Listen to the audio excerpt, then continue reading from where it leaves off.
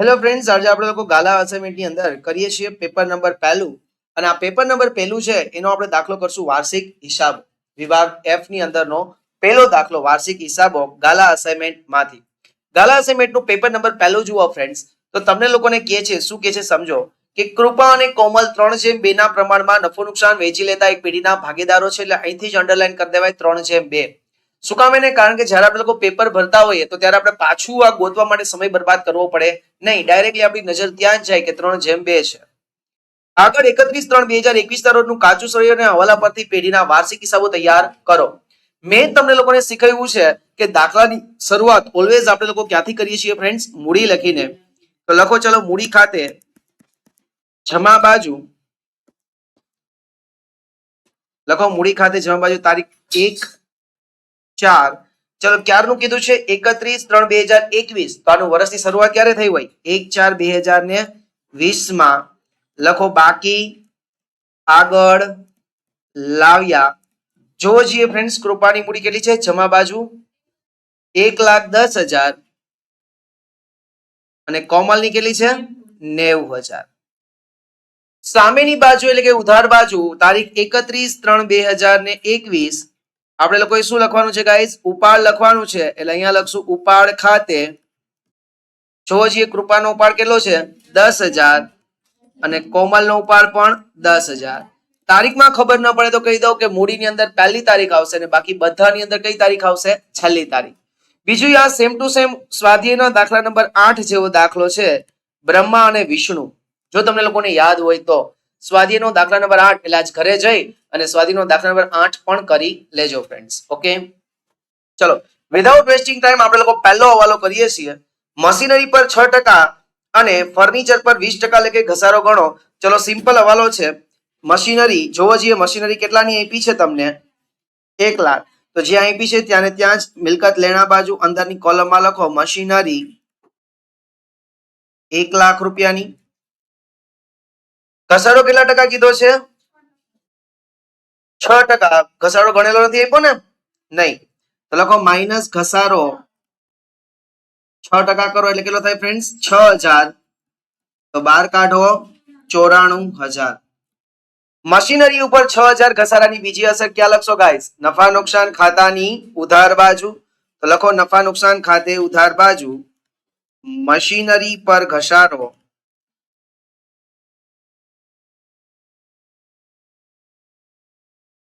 6,000.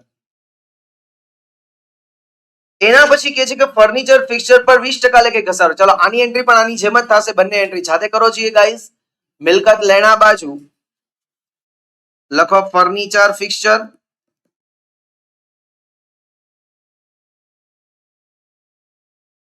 કેટલા રૂપિયા પૂછે? Furniture fixture.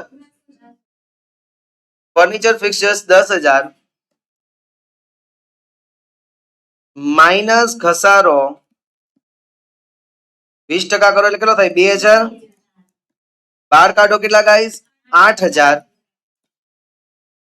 આ ફર્નિચર ઉપર ફિક્સચર પર ઘસારો જે 2,000 છે એની બીજી અસર ક્યાં લખશું ફ્રેન્ડ્સ? નફા નુકસાન ખાતે ઉધાર બાજુ ફર્નિચર ફિક્સચર્સ પર ઘસારો 2,000 રૂપિયા. આઈ હોપ સો કે બધાને આ વસ્તુ સમજાણી હશે ગાઈસ. ક્લિયર? પહેલું પૂરું. હવે આવે છે બીજો હવાલો. દેવાદારોમાંથી 1,000 રૂપિયા ઘાલખાટ માંડી વાળો. જો યાદ હોય તો જયારે આપણે છૂટક હવાલાઓ શીખાતા ત્યારે આ બધું શીખવાડ્યું હતું મેં. દેવાદારો સૌથી પહેલા ક્યાં લખવાના? તો કે મિલકત લેણા બાજુ લખો ફ્રેન્ડ્સ દેવાદારો. જોવો જોઈએ ઉધાર બાજુમાં દેવાદારો કેટલાના આપ્યા છે? 80,000 ના.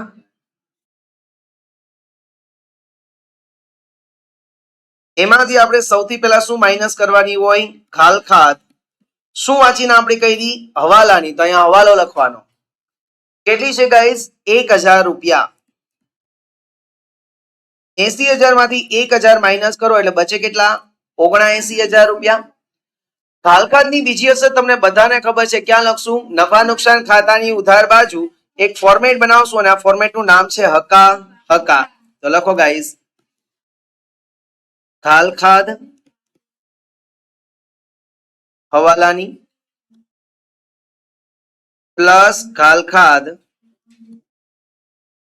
કાચા સરવૈયાની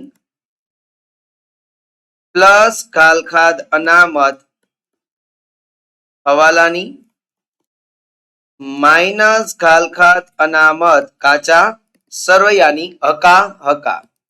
ચલો આપણે અહીંયા ઘાલખાદ શેની હમણાં લખી હતી હવાલાની કેટલા રૂપિયા 1000 રૂપિયા અંદરની કોલમમાં લખી નાખો ફ્રેન્ડ્સ. ઘાલખાદ હવાલાની 1000 રૂપિયા. ઓકે એવરીવન, બધાને ક્લિયર? આગળ જોઈએ. ત્રીજો હવાલો, કૃપા અને કોમલને અનુક્રમે 10,000 ને 8,000 વાર્ષિક પગાર આપવાનો. ચલો કૃપા અને કોમલને તમે પગાર આપો તો ધંધાને તો ખર્ચ થાય, પણ આ ખર્ચ છે ને એ ભાગીદારને લગતો ખર્ચ છે ને ભાગીદારને લગતો ખર્ચ હંમેશા ક્યાં આપણે ઉધાર કરવાનો હોય? નફા નુકસાન ફાળવણી ખાતે. તો નફા નુકસાન ફાળવણી ખાતે ઉધાર બાજુ એક લાઈન છોડીને લખજો પગાર.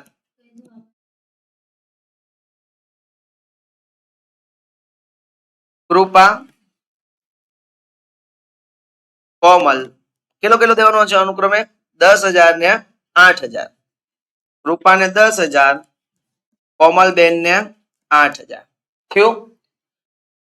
નફા નુકસાન ફાળવણીમાં ઉધાર હોય તો આની કોસ્ટ ક્રોસ એન્ટ્રી થાય. ન્યા ઉધાર તો મૂડી ખાતે શું કરી દેવાનું? જમા. પણ કઈ તારીખ લખવાની હતી? હમણાં જ મેં કીધું છેલ્લી 31/3/2021 પગાર ખાતે કૃપામાં 10,000 અને કોમલબેનમાં 8,000. આવડું બધાને ફ્રેન્ડ્સ? આગળ રૂપિયા 1,000 કમિશનના મળવાના બાકી છે. પહેલી અસર બધાને ખબર પડી જાય છે કે મળવાના બાકી એટલે મળવાનું બાકી એટલે આપણું લેણું કહેવાય. એટલે ક્યાં લખાય? મિલકત લેણા બાજુ લખો મળવા બાકી કમિશન 1,000 રૂપિયા. કમિશન મળવાનું બાકી છે એટલે આપણી આવક કહેવાય. બરોબર છે ને? આવકનું એક જ ઠેકાણું કયું? નફા નુકસાન ખાતાની જમા બાજુ. જોવા જઈએ કમિશન જમા બાજુ તમને કાચા સરવૈયામાં કઈ આપ્યું છે? કમિશન જમા બાજુ કેટલા રૂપિયા આપ્યું છે? 5,000. એનો મતલબ એવું થયું કે 5,000 તમને મળી ગયેલું છે અને ઓલું જે હવાલામાં કીધું ને 1,000 રૂપિયા એ મળવાનું બાકી છે એટલે આની અંદર પ્લસ કરી દઈએ. પ્લસ મળવા બાકી 1,000 એટલે ટોટલ કમિશનની આવક કેટલી થઈ આપણે આ વર્ષે? 6,000 રૂપિયાની. ક્લિયર? ઓલું હતું વર્ષના અંતે લેણું 1,000 રૂપિયાનું અને કમિશન આપણને 5,000 મળ્યું છે ને 1,000 હજી મળવાનું બાકી છે એટલે આપણે પ્લસ કરી દેવાનું. આગળ 6,000 પગારના ચૂકવવાના બાકી છે. ચૂકવવાના બાકી છે. ચૂકવવાના બાકી છે. ચૂકવવાનું બાકી હોય તો ધંધાનું શું કહેવાય? દેવું કહેવાય. એટલે સૌથી પહેલી નોંધ આપણે પાકા સરવૈયામાં મૂડી દેવા બાજુ લખો ચૂકવવા બાકી પગાર કેટલા રૂપિયા? 6,000. હવે પગાર છે ને ધંધો આપતો હોય છે એટલે ધંધાનો ખર્ચ છે અને ખર્ચ ક્યાં લખીએ? નફા નુકસાન ખાતાની ઉધાર બાજુ અંદરની કોલમમાં અહીંયા એક લીટી છોડીને હંમેશા લખાય ઘાલખાદ વાળું ફોર્મેટ હોય એક લીટી છોડીને પગાર જો ઓલરેડી કઈ ચૂકવેલો છે? હા 15,000 ચૂકવેલો છે અને 6,000 ચૂકવવાનો બાકી એટલે એને શું કરી દઈએ? પ્લસ કેટલા રૂપિયા ગાઈસ? 6,000.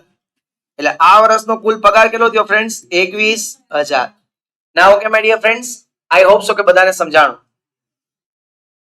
ચલો અહીંયા હવાલા બધા પૂરા થઈ ગયા. હવે આપણે લોકો શું કરવાનું? સ્વાધ્યાયની જે એન્ટ્રી જ્યાં આવે છે ત્યાં મૂકતા જઈએ. સૌથી પહેલા આપણે કોઈ ઉપાડ લખી નાખ્યું છે. એના પછી હવે ભાડા પટ્ટાનું મકાન.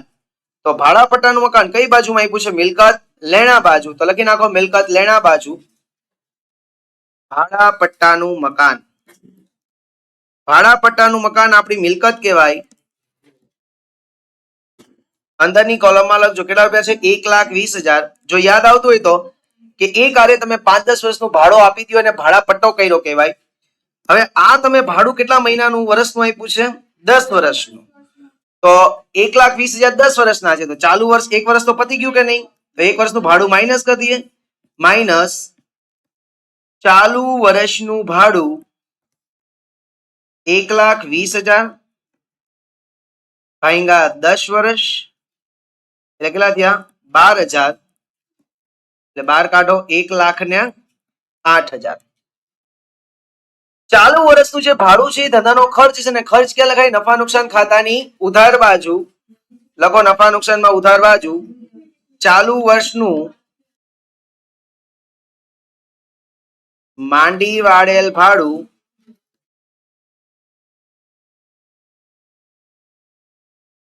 ₹12,000. બરોબર છે. આને કહેવાય છૂપો હવાલો. જ્યારે તમને કાઉન્સ કરીને તારીખ ને એવું બધું આપે તો એને કહેવાય છૂપો હવાલો, અને છુપા હવાલાની બે અસર થાય. બરોબર છે. આગળ મશીનરી ઓફિસની આપણે ઓલરેડી લખી નાખી છે ફ્રેન્ડ્સ, એના પર હવાલો એટલે આપેલ વટાવ. આપણે કોકને વટાવ આપે તો આપણને ખર્ચ થાય ને, ખર્ચ ક્યાં લખવાનો? નફા નુકસાન ખાતાની ઉધાર બાજુ. લખો આપેલ વટાવ કેટલા રૂપિયા છે ફ્રેન્ડ્સ? 700. એના પછી દેવાદારો થઈ ગયું છે. જાવક માલ ગાડા ભાડું, એ પણ ધંધાનો અન્ય ખર્ચ છે. નફા નુકસાનમાં જ ઉધાર કરશું.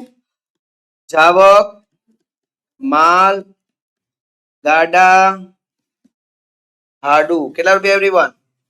2400. એના પછી ફર્નિચર ફિક્ચર હવાલામાં થઈ ગયું, પગાર પણ થઈ ગયું. ઘાલખાત 2400 રૂપિયા આપી છે. ક્યાંની છે? કાચા સળિયાની. તો અહીં અકાના ફોર્મેટમાં લખશું ઘાલખાત કાચા સળિયાની 2400 રૂપિયા. ફોર્મેટ બનાવ્યું હતું ને અકાનું, એમાં લખી નાખો ફ્રેન્ડ્સ ઘાલખાત કાચા સળિયાની 2400 રૂપિયા. ચલો લેણી ઊંડી. લેણી ઊંડી ધંધાનું શું કહેવાય ફ્રેન્ડ્સ? લેણું કહેવાય. એટલે લખો મિલકત લેણા બાજુ લેણી હુંડી. લેણી હુંડી કેટલા રૂપિયા છે ગાઈસ? 40,000. એના પછી છે વેપાર ખર્ચ. તો વેપાર ખર્ચ એટલે વસ્તુ વેચવાનો ખર્ચ છે. એટલે વસ્તુ વેચવાનો ખર્ચ આવે નફા નુકસાન ખાતાની ઉધાર બાજુ. લખો નફા નુકસાન ખાતે ઉધાર બાજુ વેપાર ખર્ચ કેટલા રૂપિયા છે? 11,800. એના પછી છે ગાઈસ રોકડ સિલક. રોકડ સિલક આપણા ધંધાની શું કહેવાય? મિલકત. અને એને લખાય મિલકત લેણા બાજુ. લખો મિલકત લેણા બાજુ રોકડ સિલક. આકાશ્રયમાં મિલકત લેણા બાજુ લખો ફ્રેન્ડ્સ રોકડ સિલક કેટલા રૂપિયા છે? 12,000.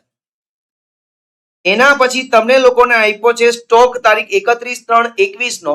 આ 31/3/21 નો સ્ટોક, એનો મતલબ એમ કે આખર સ્ટોક કહેવાય. મેં તમને લખાયું છે કે જ્યારે તમને આખર સ્ટોક છે એ કાચા સળિયામાં આપેલો હોય તેની એક જ અસર થાય નહીં, પાકા સળિયામાં મિલકત લેણા બાજુ. તો લખો ગાઈસ આખર સ્ટોક કેટલા રૂપિયા છે? 1,46,000. ક્લિયર બધાને ફ્રેન્ડ્સ? સામે આપણે લોકો જોઈએ તો મૂડી લખાઈ ગઈ છે. કૃપાની લોન. કૃપાએ આપણને લોન આપી છે. તો કોઈ આપણને લોન આપે એમનામ આપે નહીં. પેલા તો લોન છે આપણા ધંધાનું શું કહેવાય? દેવું. એટલે લખો મૂડી દેવા બાજુ કૃપાની લોન. કૃપાની લોન તારીખ કેટલામી છે? 1,00,000 રૂપિયા. કાઉન્સમાં 1/7/2020 થી. ચલો કૃપાએ તમને 1,00,000 ની લોન આપી તો લોન કોઈ આ દુનિયામાં મફતમાં આપે નહીં. લોન ઉપર શું લે? વ્યાજ. અને વ્યાજ એ ધંધાનો ખર્ચ છે ને, ખર્ચ ક્યાં લખાય? નફા નુકસાન ખાતે ઉધાર બાજુ. અહીંયા લખશું કૃપાની લોન પર વ્યાજ. નફા નુકસાન ખાતે ઉધાર બાજુ લખો ફ્રેન્ડ્સ કૃપાની લોન પર વ્યાજ. લોન કેટલાની હતી?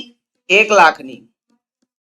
એને કોઈના વ્યાજનો દર કઈ આપ્યો નથી. એટલે ભાગીદાર જ્યારે ધંધાને લોન આપે તો કઈ ન કે તો વ્યાજનો દર કેટલો લેવાનો? 6%. ગુણ્યા લોન ક્યારે આપી છે આપણને? એક સાથે. વર્ષ ક્યારે પતે? 31/3. એટલે કે 7, 8, 9, 10, 11, 12, 1, 2 ને 3, 9 મહિના થાય. તો 9 મહિનાનું વ્યાજ કેટલું થાય? 4,500. નફા નુકસાન ખાતે ઉધાર બાજુ લખો કૃપાની લોન પર વ્યાજ 4,500. હવે તમે ગાઈસ એ વિચારો કે કૃપાની લોન ઉપર આ વ્યાજ જે 4,500 છે એ ચૂકવેલું છે કે ચૂકવવાનું બાકી છે? તો કે ફ્રેન્ડ્સ ચૂકવવાનું બાકી છે. શું કામ? એને જો ચૂકવી દીધું હોત તો એને ક્યાંક આપણને ગણીને આપ્યું હોત ઉધાર બાજુ. ક્યાંય પણ ગણીને નથી આપ્યું, એનો મતલબ એમ કે આ વ્યાજને ચૂકવ્યું નથી. આ વ્યાજ છે એ ચૂકવવાનું બાકી છે. અને જ્યારે વ્યાજ ચૂકવવાનું બાકી હોય એટલે વર્ષના અંતે ધંધાનું શું બની જાય? દેવું. એટલે લખો મૂડી દેવા બાજુ ચૂકવવા બાકી કૃપાની લોન પર વ્યાજ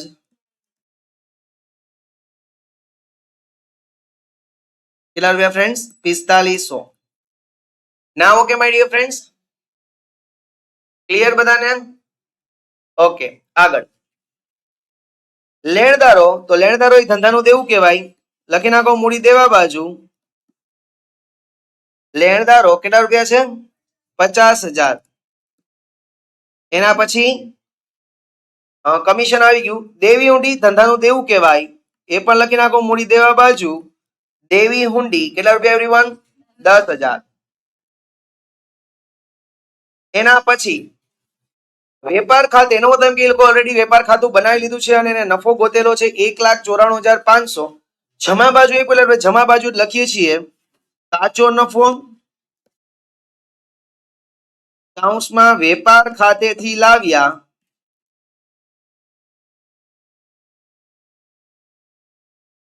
1,94,500.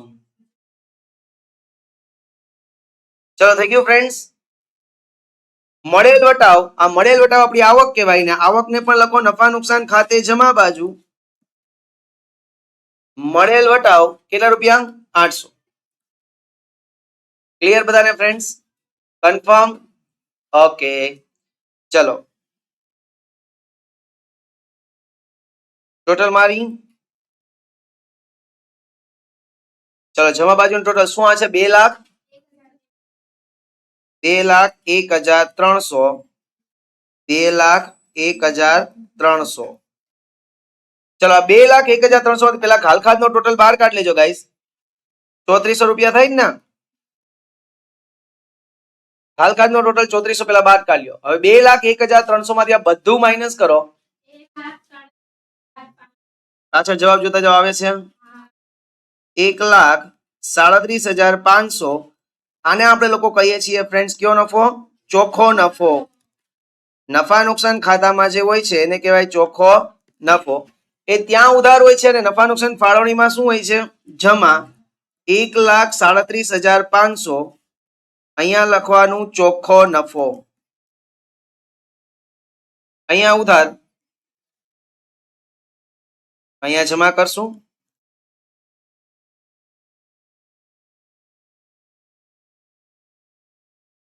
એક 37,500 માંથી 18,000 માઇનસ કરી દો. 1,00,000.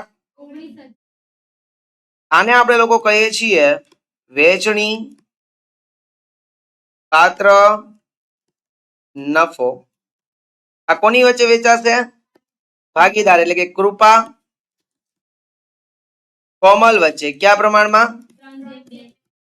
3:2. 1,19,500 ને 3:2 માં વેચો ફ્રેન્ડ્સ. 71,700 અને બીજામાં 47,800. ત્યાં ઉધાર ને મૂડી ખાતે જમા, પણ કઈ તારીખ હંમેશા લખવાની? છેલ્લી. વેચણી પાત્ર નફો 71,700, 47,800.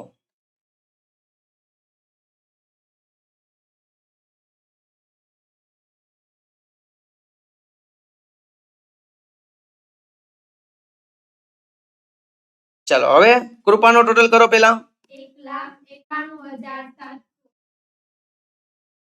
1,91,700 અહીંયા લખી દો. એમાંથી આ માઇનસ કરો એટલે બાકી આગળ લઈ ગયા કેટલા? 1,81,700. હાલો કોમલ નો જમા બાજુનો ટોટલ કરો. 1,45,800. 1,45,800 એટલે 1,35,800. ઓકે, ચલો આ આખરની મૂડી છે. ક્યાં લખાય? મૂડી દેવા બાજુ. મૂડી કૃપા કોમલ. કૃપાની મૂડી કેટલી છે? 1,81,700. બીજાની 1,00,000. ક્લિયર? ચલો હવે બંને બાજુનો ટોટલ કરો. 4,88,000 બધાને આવે છે? 4,88,000 પાછળ આન્સર આવે છે? આવ્યો ને બધાને? કન્ફર્મ જો ટોટલ મેં કઈ કર્યો નથી લાગે બાગે લો નહીં તાર આપણા ઉપર કઈ નામ નહીં હો ને okay now enough four today we will meet tomorrow till then જય હિન્દ જય ભારત જય દ્વારકાધીશ ઓમ નમો નારાયણ